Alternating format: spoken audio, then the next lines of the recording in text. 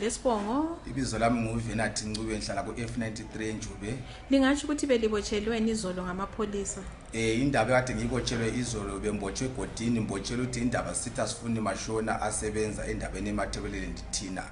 abanikazi bendawo singakwazi ukuthi sokusetshenzwa njalo singakasebenzi. Then sase sikhamba sakhulumisana labantu athi bekhopha ukuthi baqhatshwe njani njalo baqhatshelwe ngaphi mbani obalethe kuyona la indawo thina singakwazi.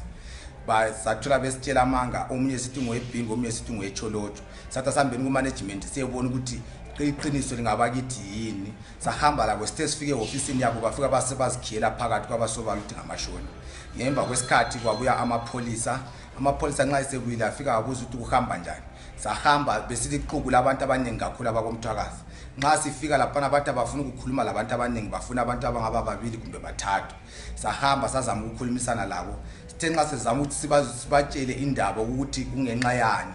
mina ngasembotshela ukuthi ngithe mina abantu laba sibaxoxela ukuthi bangamashona asifuni mashona ukuthi bazosebenza koMthwakazi egodini